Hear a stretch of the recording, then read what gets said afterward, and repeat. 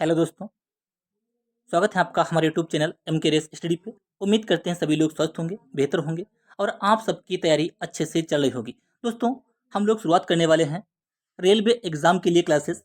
आज की क्लास में हम लोग डिस्कस करेंगे प्राचीन इतिहास, एंशिएंट हिस्ट्री, क्लास 1। सारे क्वेश्चन प्रीवियस एग्जाम में पूछे गए हैं, प्रीवियस ईयर क्वेश्चन होंगे और हम लोग यूथ कंपटीशन टाइम्स इस बुक का सोल्यूशन कंप्लीट करने वाले हैं। तो शुरू करें दोस्तों आज की क्लास। ये क्लास आपकी RPF constable, group D, RRB, NTPC, LP technician, UPSC, UP triple SC, ATC हर एग्जाम के लिए इंपॉर्टेंट साबित होगी। तो शुरू करते दोस्तों।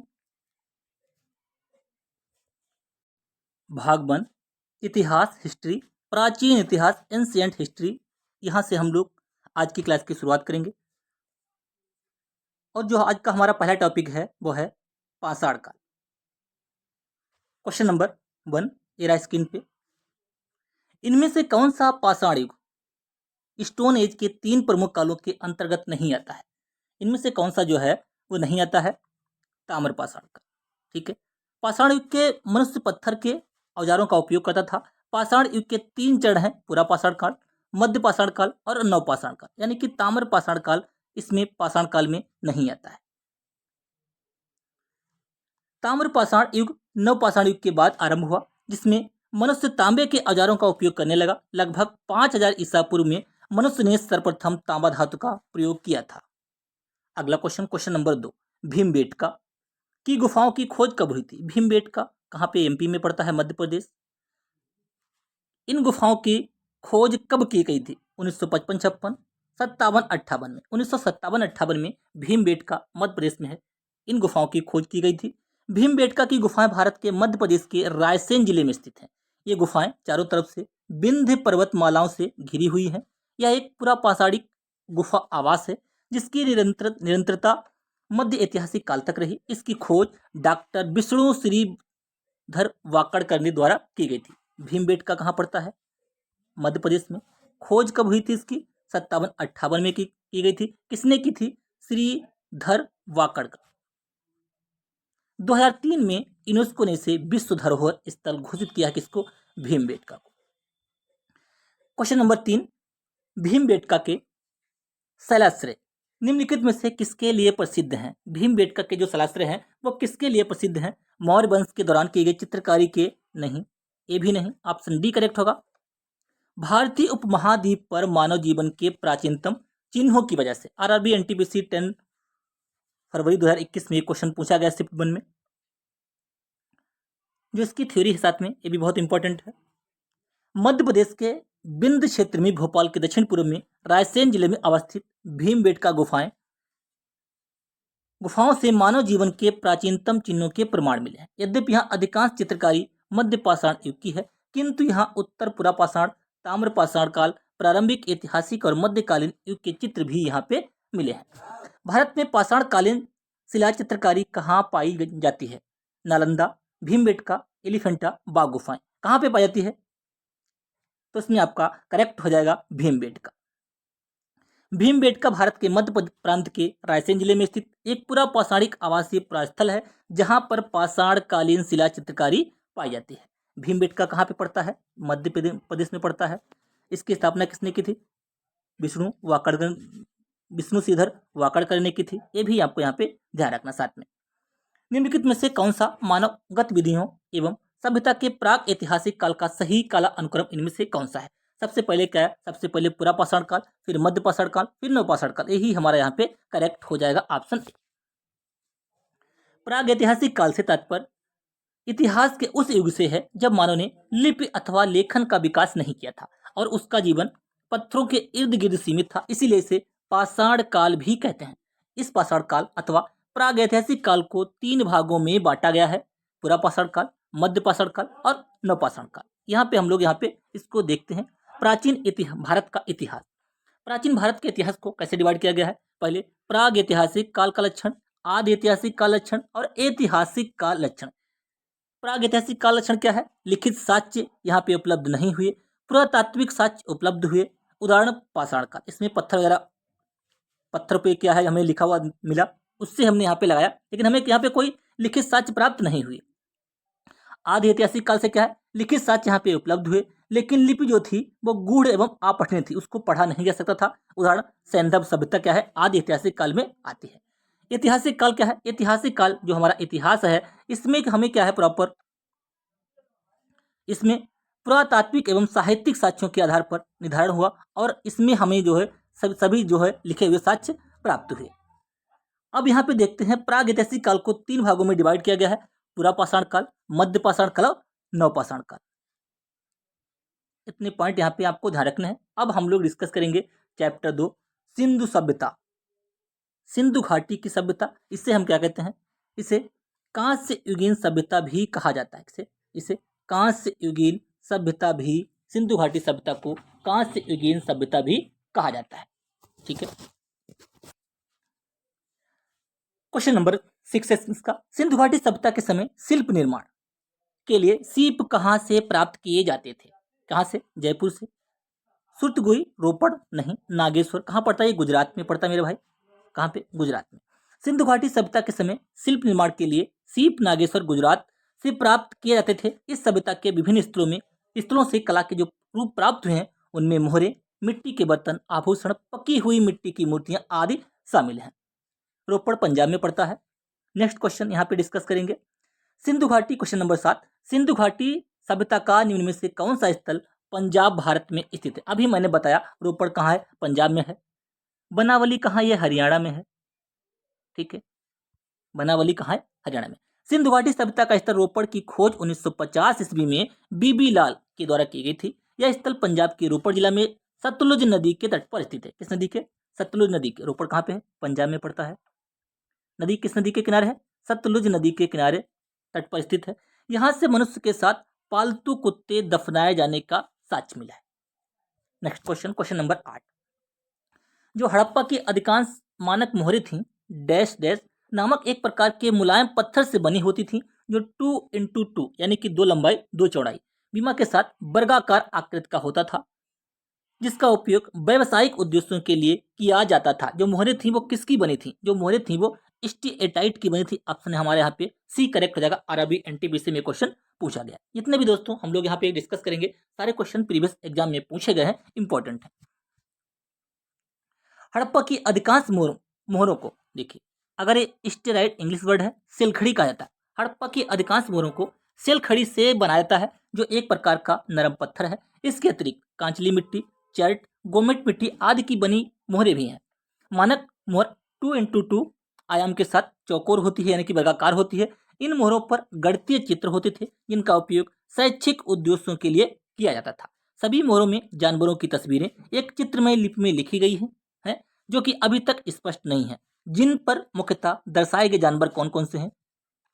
बाघ है, हाथी है, वृषभ है, गैंडा है, भैंसा है, हिरन है, खरगोश है और बकरा है। हड़प्पा सभ्यता की खोज किसने की थी? हड़प्पा सभ्यता की खोज 1921 में दयाराम साहिनी ने की थी। अगर आपसे पूछा जाए मोहनजोदड़ो की खोज किसने की थी? मोहनजोदड़ो की खोज राखलदास बनर्जी ने 1922 में की थी। ये सारा पॉइंट यहाँ पे आपको ध्यान रखना है। धौलावीरा कहाँ पे है? धौलावीरा पड़ता है गुजरात में। धौलावीरा कहाँ पे है? ये गुजरात में स्थित। ऑप्शन हमारा यहाँ पे ए करेक्ट हो जाएगा। धौलावीरा गुजरात के कच्छ जिले में भचाऊ तालुका में स्थित पुरातात्विक स्थल है। इस स्थल की खोज 1968 में जगपति जोशी द्वारा की गई थी। इसके द्वारा जगपति जोशी ने धौलावीरा की खोज की थी। ये कहाँ पड़ता है? गुजरात में पड़ता है। यहाँ पाए गए कला आकृतियों में टेराकोटा, मिट्टी के बर्तन, मोती, सोने एवं तांबे के गहने, जानवरों की मूर्तियां, उपकरण, कलश इत्यादि। जुलाई 2021 में यूनेस्को ने धौलावीरा को भारत के 40वें विश्व धरोहर स्थल के रूप में घोषित किया। इस प्रतिष्ठित सूची में शामिल होने वाला सिंधु सभ्यता का भारत का यह पहला स्थल है धौलावीरा। धौलावीरा जो है ये कहाँ पड़ता है? गुजरात में पड़ता है। जेपी जोशी जी ने इसकी खोज की थी। जेपी जोशी जी ने इसकी खोज की थी, गुजरात में पड़ता है और इसको 2021 में यूनेस्को में शामिल किया गया है। शामिल होने वाला यह 40वां विश्व धरोहर स्थल था। धौलावीरा एक पुरातात्विक स्थान है, किस समयावधि से जुड़ी है? सिंधु घाटी सभ्यता से ये धौलावीरा जुड़ा हुआ है। ये समय अवधि थी। मोहनजोदड़ो में पाया गया विशाल स्नानागार एक विशाल था। मोहनजोदड़ो की खोज, मोहनजोदड़ो का अर्थ क्या होता है? पहले होता है इसका मृतकों का टीला। मृतकों का टीला मोहनजोदड़ो की खोज किसने की थी? 1922 में दयाराम साहनी जी ने, राखलदास बनर्जी ने इसकी खोज की थी। राखलदास बनर्जी जी ने मोहनजोदड़ो की खोज की थी और हड़प्पा की खोज 1921 में दयाराम साहनी जी ने की थी। ठीक है, कैसा था? मोहनजोदड़ो में पाया गया एक विशाल स्नानागार। अगर आपसे पूछा जाए विशाल स्नानागार कहाँ पाया गया, तो पाया गया ग्रेट बात मोहनजोदड़ो में। एक इसका कैसा था? एक आयताकार टैंक था, आयत के आकार का ये इस प्रकार का एक टैंक था। मोहनजोदड़ो में पाया गया विशाल स्नानागार एक विशाल आयताकार टैंक था। मोहनजोदड़ो सिंधु घाटी सभ्यता का सबसे बड़ा स्थल था। इसका अर्थ है मृतकों का टीला। इसकी खोज राखलदास बनर्जी ने 1922 में की थी। यहाँ से एक सील में 3 मुख वाले देवता पशुपतिनाथ की मूर्ति मिली है। कहाँ से? मोहनजोदड़ो से। नेक्स्ट क्वेश्चन हम लोग डिस्कस करेंगे, क्वेश्चन नंबर 12।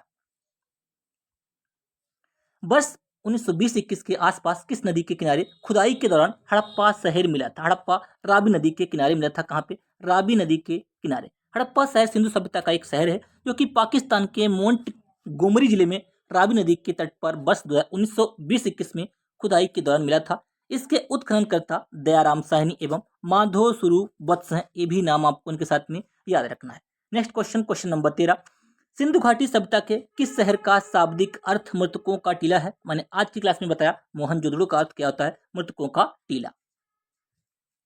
मोहनजोदड़ो का सिंधी भाषा में अर्थ है मृतकों का टीला। यह दुनिया का सबसे पुराना, नियोजित और उत्कृष्ट शहर माना जाता है। यह सिंधु घाटी सभ्यता का सबसे परिपक्व शहर है जो सिंधु नदी के दाएं किनारे लरकाना जिले में स्थित है। इसकी खोज राखलदास बनर्जी ने 1922 में की थी। इसकी खोज राखलदास बनर्जी ने 1922 में की थी। ठीक है, अगला क्वेश्चन फिर पूछा है हमारा, मोहनजोदड़ो शब्द का अर्थ क्या है? देखिए कितनी बार क्वेश्चन पूछा गया है। मोहनजोदड़ो का अर्थ है मृतकों का टीला। ऑप्शन हमारा सी करेक्ट हो जाएगा। अगला क्वेश्चन, क्वेश्चन नंबर 15। मोहनजोदड़ो कहाँ पर स्थित है? क्या ये खैबर पख्तूनवा में है? पंजाब नहीं, ये सिंध प्रांत के लरकाना जिले में स्थित है। कहाँ पे? मोहनजोदड़ो सिंध प्रांत का लरकाना जिला, पाकिस्तान। कहाँ पे? पाकिस्तान।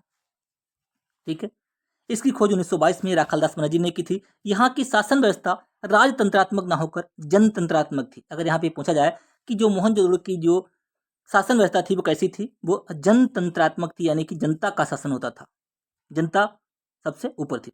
हड़प्पा सभ्यता का कौन सा शहर विशिष्ट रूप से मनके बनाना, सीप काटना, धातु की वस्तुएं बनाना, मुहर बनाना, तराजू का निर्माण करना आदि कार्यों सहित शिल्प उत्पादन के लिए समर्पित था? मनके बनाने के जो कारखाना है वो कहाँ है? चनहुदड़ो में। याद आपको रखना है, बहुत पूछा था मनके बनाने का कारखाना चनहुदड़ो। ये सारी चीजें यहाँ पे बनती हैं चनहुदड़ो में।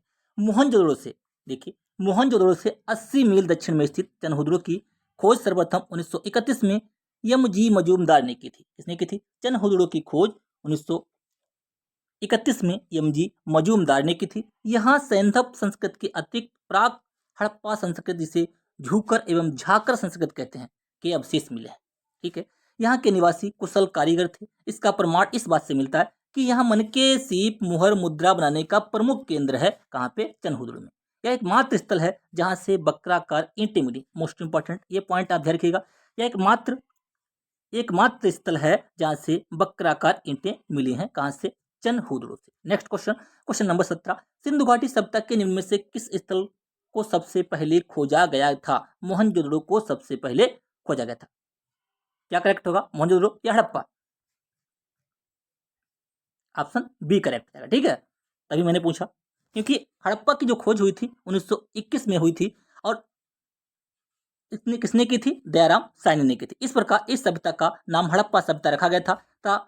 यह सभ्यता सिंधु घाटी नदी में फैली हुई थी, इसलिए इसका नाम सिंधु घाटी सभ्यता रखा गया था। 1922 में राखलदास बनर्जी ने मोहनजोदड़ो की खोज की थी। यहाँ पे आपको ध्यान रखना है कि 1921 में जो खोज हुई थी वो हड़प्पा की हुई थी। हड़प्पा रावी नदी के तट पर स्थित है। और 1922 में जो खोज हुई थी वो मोहनजोदड़ो की हुई थी। मोहनजोदड़ो की खोज राखलदास बनर्जी ने की थी और हड़प्पा सभ्यता की खोज किसने की थी? दयाराम साहनी। ये दोनों कहाँ पे हैं? ये दोनों पाकिस्तान में पड़ते हैं। जो हड़प्पा हमारा है पाकिस्तान के जो है, पाकिस्तान का मोंटगोमरी जिला है, और मोहनजोदड़ो है पाकिस्तान का लरकाना जिला। ये पॉइंट यहाँ पे आपको प्रॉपर ध्यान रखने हैं। पत्थर की बनी नृत्य करते हुए पुरुष की मूर्ति नटराज किस स्थान पर पाई गई? नटराज कहाँ पे पाई गई? हड़प्पा। हड़प्पा से प्राप्त पुरुष नर्तक धड़ चूना पत्थर से बना हुआ है। वह दाहिने पैर के बल पर खड़ा है और बायां नृत्य की मुद्रा में ऊंचा उठा हुआ है। इस मूर्ति को नटराज के आदि के रूप में घोतक माना गया। इसकी ऊंचाई 7 से 8 इंच है। कितनी? 7 से 8 इंच, यानी कि पत्थर की बनी नृत्य करते हुए पुरुष की मूर्ति का नटराज इसका नाम है। किस स्थान पर पाई गई थी? ये हड़प्पा में। ठीक है, इनमें से कौन सा हड़प्पा स्थल गुजरात में पाया गया है? गुजरात में मोस्ट इंपॉर्टेंट धौलावीरा, आपको याद रखना है, बहुत इंपॉर्टेंट है धौलावीरा। हड़प्पा युगीन नगर धौलावीरा को संयुक्त राष्ट्र शैक्षिक यूनेस्को द्वारा, ठीक है, यूनेस्को ने वैश्विक धरोहर सूची में शामिल किया। 40वां था। आज की क्लास में हमने डिस्कस किया। यह गुजरात के रण ऑफ कच्छ में खादिरवेट द्वीप पर स्थित है। किस द्वीप पर? खादिरवेट द्वीप पर स्थित है।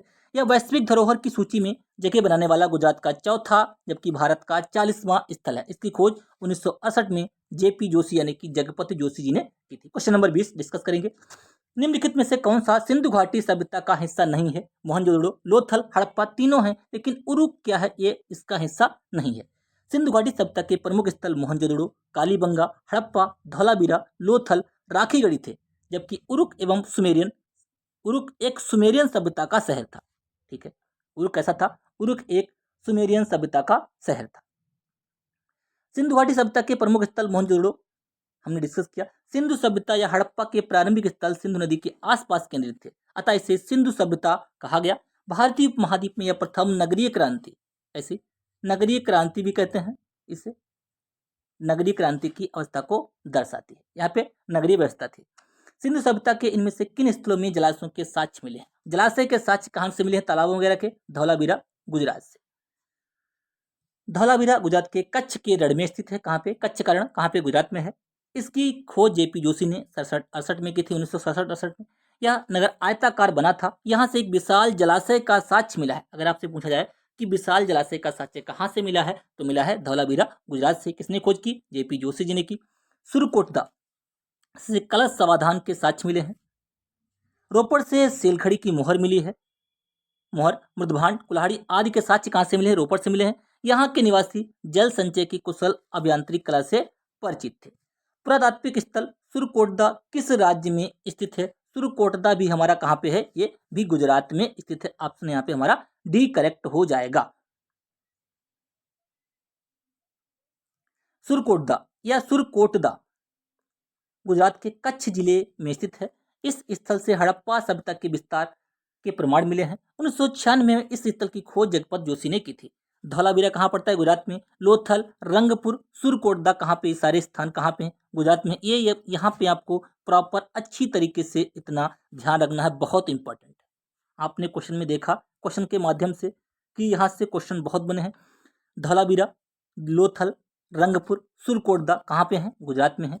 आलमगीरपुर उत्तर प्रदेश मेरठ में है, हिंडा नदी के किनारे बसा है। कालीबंगा राजस्थान में है। मांडा जम्मू कश्मीर में है और दैमाबाद महाराष्ट्र में है और रोपड़ पंजाब में। यहाँ पे मैं एक पॉइंट डिस्कस करूंगा। सिंधु घाटी सभ्यता का जो पूर्वी स्थल था उसे क्या कहते हैं? पूर्वी, पश्चिमी, उत्तर, दक्षिणी, उनको हम यहाँ पे एक बार पढ़ा देंगे। सिंधु घाटी जो सभ्यता थी इसे हड़प्पा सभ्यता भी कहा गया। कांस्य युगीन थी, नगरी थी। यहाँ पे जो उसका उत्तरी स्थल था वो था मांडा। ये कहाँ पड़ता है? ये जम्मू कश्मीर में पड़ता है मेरे भाई। कहाँ पे? पूर्वी उत्तरी स्थल मांडा।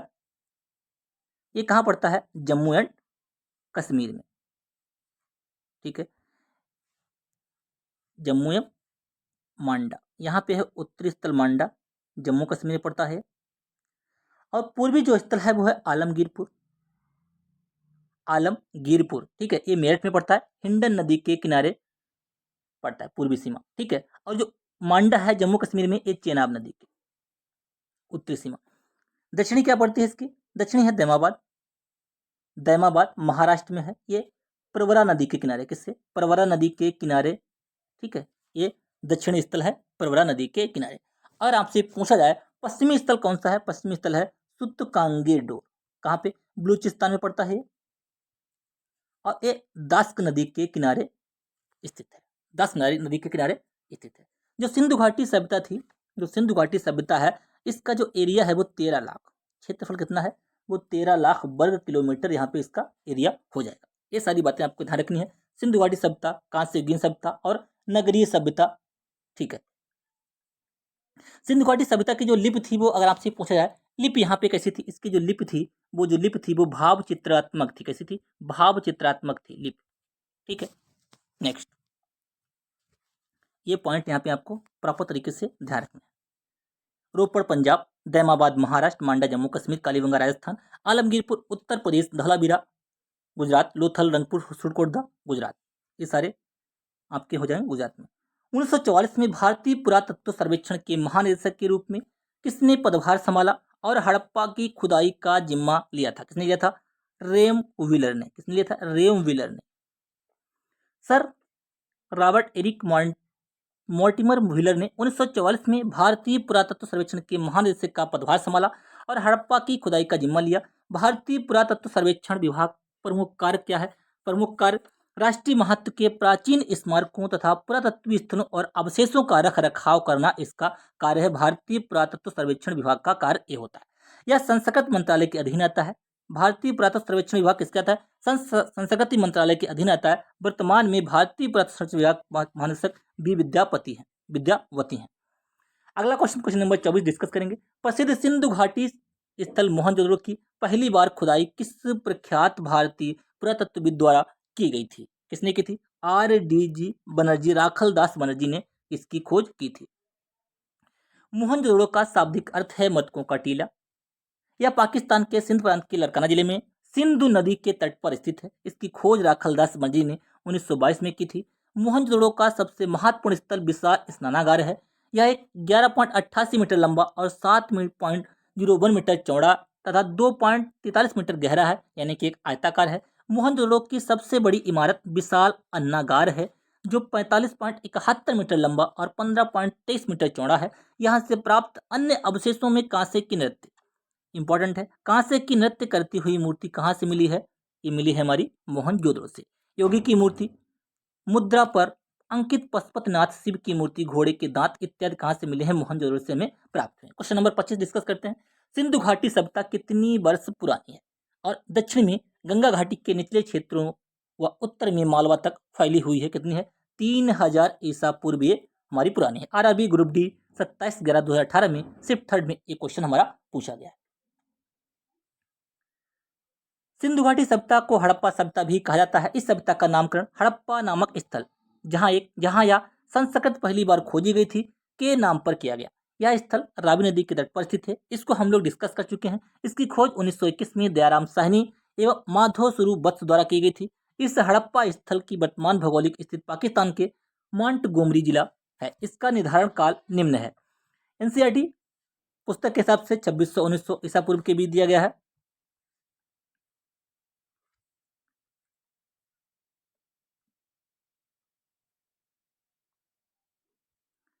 परिपक्व हड़प्पा संस्कृत का अस्तित्व मोटे तौर पर 2550 ईसा पूर्व एवं 1900 ईसा पूर्व के बीच रहा। रेडियोकार्बन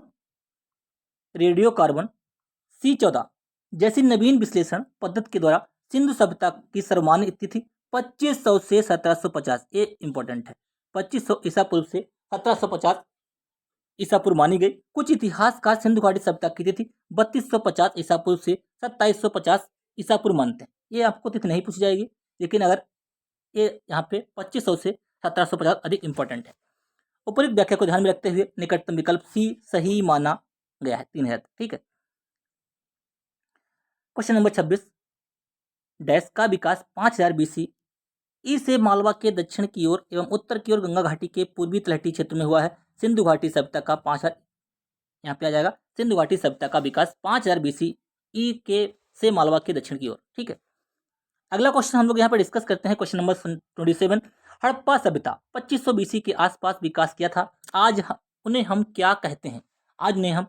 इसको कहते हैं पश्चिम भारत और पाकिस्तान कहते हैं। ऑप्शन हमारा यहाँ पे बी करेक्ट हो जाएगा। हड़प्पा सभ्यता 2500 BC के आसपास विकसित हुई थी। इस सभ्यता का विस्तार पश्चिमी भारत और पाकिस्तान में है। हड़प्पा रावी नदी के तट पर पाकिस्तान के मोंटगोमरी जिले में स्थित है। इसकी खोज सन 1921 में दयाराम साहनी और माधव स्वरूप वत्स ने की थी। बार बार हम लोग इसको डिस्कस कर चुके हैं। क्वेश्चन नंबर 28 यहाँ पे डिस्कस करेंगे। भारत का इतिहास सिंधु घाटी सभ्यता के जन्म के शुरू होता है और लगभग कितने अस्तित्व में आई थी? यह थी 2500 ईसा पूर्व। ऑप्शन हमारा यहाँ पे ए करेक्ट हो जाएगा। अगला क्वेश्चन नंबर डिस्कस करेंगे 29। सिंधु घाटी सभ्यता की सबसे महत्वपूर्ण विशेषता क्या थी? कैसी थी ये थी ईंट के, यहाँ पे जो भवन थे वो ईंट के बने हुए थे। कैसे थे? ईंट के जो बने हुए भवन थे, ये नगरीय। सिंधु घाटी सभ्यता कैसी थी? सिंधु घाटी जो सभ्यता हमारी थी वो कांस्य युगीन सभ्यता थी। कैसी थी? सिंधु घाटी सभ्यता कांस्य युगीन थी, कांस्य युगीन थी, और इसके अलावा ये नगरीय थी। नगर नियोजन अच्छी तरीके से हुआ था। नेक्स्ट, सिंधु घाटी सभ्यता है, सिंधु घाटी सभ्यता कैसी है? सिंधु घाटी सभ्यता है ताम्र है, कांस्य है। कैसी? ऑप्शन हमारा डी होगा, कांस्य युगीन सभ्यता है, इसे नगरीय सभ्यता भी कहते हैं। इस सभ्यता में पहली बार कांसा धातु का प्रयोग हुआ था, कांसा, ठीक है, इसलिए इसे कांस्य युगीन सभ्यता कहा जाता है। जो तांबे और टीन का मिश्रण होता है, कांसा किसका होता है? कांसा जो होता है तांबा और टीन से मिलकर बनता है। ये भी पॉइंट आपको ध्यान रखना है, कांसा, तांबा और टीन। सिंधु सभ्यता के 1400 केंद्रों को खोजा जा चुका है, जिसमें 925 केंद्र भारत में है। यह सभ्यता सिंधु और उसकी सहायक नदियों के आसपास विस्तृत होने के कारण इसका नाम सिंधु घाटी सभ्यता या हड़प्पा सभ्यता इसको कहा गया। अब हम डिस्कस करेंगे क्वेश्चन नंबर 31। सिंधु सभ्यता के लोग खाली स्थान बनाने के लिए तांबे और टीन का मिश्रण करते थे। देखिए, हमने जैसा भी बताया, इसको कांसा जो होता है तांबा और टीन मिलाकर कांसा बनता है। ऑप्शन हमारा यहाँ पे बी करेक्ट हो जाएगा। पिछले क्वेश्चन में अभी हमने इसको डिस्कस किया था। क्वेश्चन नंबर 32, निम्नलिखित में से कौन सा सिंधु घाटी सभ्यता का महत्वपूर्ण स्थल नहीं है? कालीबंगा है मेरे भाई, मोहनजोदड़ो भी है, हड़प्पा भी है, लेकिन आजमगढ़ यहाँ पे हमने भी नहीं सुना। ये हमारा यहाँ पे गलत हो जाएगा। सिंधु सभ्यता या सैंधव सभ्यता या नगरीय सभ्यता थी? कैसी थी? नगरीय सभ्यता थी। सैन्य सभ्यता के प्रमुख स्थल निम्न है: मोहनजोदड़ो, हड़प्पा, चन्हुदड़ो, लोथल, मनाबली, धौलावीरा, राखीगढ़ी, कालीबंगन। अर्थात सिंधु सभ्यता में आजमगढ़ यूपी का कोई स्थान नहीं। अगला क्वेश्चन डिस्कस करते हैं। मोहनजोदड़ो नाम का अर्थ क्या है? मुर्दों का टीला है। ये किस भाषा में? ये सिंधी भाषा में इसका अर्थ है मुर्दों का टीला। आरआरबी ग्रुप डी में ये क्वेश्चन पूछा गया, सिंधी भाषा में है। सिंधी भाषा में मोहनजोदड़ो का अर्थ क्या है? मटकों का टीला है। यह दुनिया का सबसे पुराना, नियोजित और उत्कृष्ट शहर माना जाता था। यह सिंधु घाटी सभ्यता का सबसे परिपक्व शहर है। अगला क्वेश्चन नंबर 34। हड़प्पा के लोग निम्नलिखित में भगवान में से किसकी पूजा नहीं करते थे? शिव की करते थे, कबूतर की करते थे, स्वास्तिक, विष्णु की पूजा ये लोग नहीं करते थे। किसी विष्णु की पूजा ये लोग नहीं करते थे। मोहनजोदड़ो की एक मोहर पर स्वास्तिक चिन्ह तथा एक त्रिमुखी पुरुष को सिंहासन पर योग मुद्रा में बैठे दिखाया गया है, जिसे शिव का आदि रूप माना जाता है। इसके दाएं तरफ हाथी एवं बाघ तथा बाएं तरफ गैंडा एवं भैंसे का अंकन है। हड़प्पा सभ्यता के लोग धरती को उर्वरता की देवी मानकर इसकी पूजा करते थे। इसको धरती को उर्वरता की देवी मानते थे और उसकी पूजा करते थे। ये कहते थे पशु पक्षी, जल, वृक्ष, सर्प, अग्नि आदि की पूजा भी हड़प्पा सभ्यता में होती थी। हड़प्पा सभ्यता में लगभग भगवान विष्णु की पूजा नहीं करते थे। हड़प्पा सभ्यता के जो लोग थे वो भगवान विष्णु की पूजा नहीं करते थे। Question number 35। सिंधु घाटी सभ्यता के लोग किसकी पूजा करते थे? किसकी करते थे? पशुपति की करते थे मेरे भाई। किसकी करते थे? पशुपति की।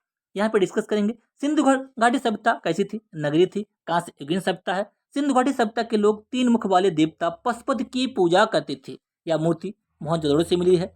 सिंधु घाटी सभ्यता में एक ऐसा विशाल स्नानागार मोहनजोदड़ो से प्राप्त हुआ है। सिंधु घाटी सभ्यता की भाव चित्रात्मक लिपि दाईं ओर से बाईं ओर लिखी जाती है। मैंने शुरुआत में अभी बताया था कि जो यहाँ की जो लिपि थी वो कैसी थी? वो भाव चित्रात्मक थी। ये भी आपको यहाँ पे ध्यान रखना है। अगला क्वेश्चन नंबर 36। किस वर्ष में जर्मनी और इटली के पुरातत्वविदों के एक दल ने मोहनजोदड़ो में सतह अन्वेषण किया था? किस सन में किया था? 55, 70, 80, 90। कौन सा वो सन है? उसमें क्या था? 1980 में किया था मेरे भाई। किसमें? 1980 में जर्मन और इटली के पुरातत्वविदों ने की संयुक्त टीम ने मोहनजोदड़ो में सतह अन्वेषण को आरंभ किया था। 1986 में अमेरिकी दल द्वारा हड़प्पा में उत्खनन प्रारंभ किए गए। 1990 में आर.एस. बिष्ट ने धौलावीरा में उत्खननों को प्रारंभ किया। Question number 37। हड़प्पा सभ्यता की मोहरों पर निम्नलिखित में से कौन सा पशु अक्सर देखा जाता था? बैल, लोमड़ी, शेर, हिरन। बैल को अक्सर देखा जाता था हड़प्पा सभ्यता की मोहरों पर। हड़प्पा सभ्यता की पाई गई मोहरें जो थी कैसी थी? वो आयताकार, गोलाकार, वर्गाकार और बेलनाकार थी। कैसी थी? आयताकार भी थी, गोलाकार भी थी, वर्गाकार भी थी और बेलनाकार भी थी। इन मोहरों पर हाथी, गैंडा, बाघ, बकरी और बैल जैसे पशुओं की आकृति विद्यमान थी। उल्लेखनीय है हड़प्पा सभ्यता की मोहरें मध्य एशिया के उम्मा और उर शहरों में तथा इनके साक्ष्य मोहनजोदड़ो, लोथल तथा कालीबंगा से मिले हैं, जिससे इनके व्यापारिक क्रियाकलापों का बोध होता है। क्वेश्चन नंबर 38 डिस्कस करेंगे। निम्नलिखित में से कौन सा हड़प्पा स्थल शिल्प कलाओं के उत्पादन से संबंधित नहीं है? नागेश्वर कहाँ पे पड़ता है? गुजरात में। चनहुदड़ो, बालाकोट, मांडा, ये हमारा मांडा कहाँ पड़ता है? जम्मू कश्मीर में। ये सिंधु घाटी सभ्यता का उत्तरी स्थल है। मांडा चेनाब नदी के किनारे स्थित है, जम्मू कश्मीर पड़ता है, ये मैंने अभी बताया था। और पूर्वी स्थल आलमगीरपुर, ये मेरठ में हिंडा नदी के किनारे बसता है। और दक्षिण जो स्थल है वो दैमाबाद है, ये प्रवरा नदी के किनारे पड़ता है महाराष्ट्र में। और जो पश्चिमी स्थल है वो है सुद कांगेडोर, बलूचिस्तान में पड़ता है, ये दास्क नदी के किनारे पड़ता है। ये भी आपको यहाँ पे ध्यान रखना है।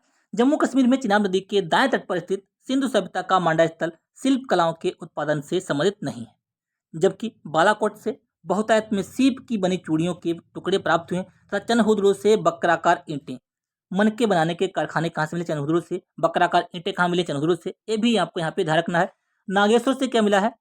नागेश्वर से शंख से बनी वस्तुएं, चूड़ियां, करछियां तथा पच्ची कारीज की वस्तुएं प्राप्त हुई हैं। तो यहाँ पे इसमें हमारा क्वेश्चन जो हो जाएगा, निम्नलिखित में से कौन सा हड़प्पा स्थल शिल्प कलाओं के उत्पादन से संबंधित नहीं है? पूछा गया तो मांडा है, इससे संबंधित नहीं है। आज की क्लास हम लोग यहाँ तक डिस्कस करेंगे। उम्मीद करते हैं क्लास आपको पसंद आई होगी। कल की क्लास में हम लोग डिस्कस करेंगे वैदिक सभ्यता, वैदिक सिविलाइजेशन। उम्मीद करते हैं क्लास आपको पसंद आई होगी। क्लास को लाइक कीजिए, शेयर कीजिए। यदि आप चैनल पे पहली बार हैं, बेल आइकन दबा लीजिए, जिससे कि मैं जब वीडियो अपलोड करूँ आपको प्रॉपर नोटिफिकेशन मिलता रहे। क्लास को लाइक, शेयर एंड सब्सक्राइब करना ना भूलें। धन्यवाद।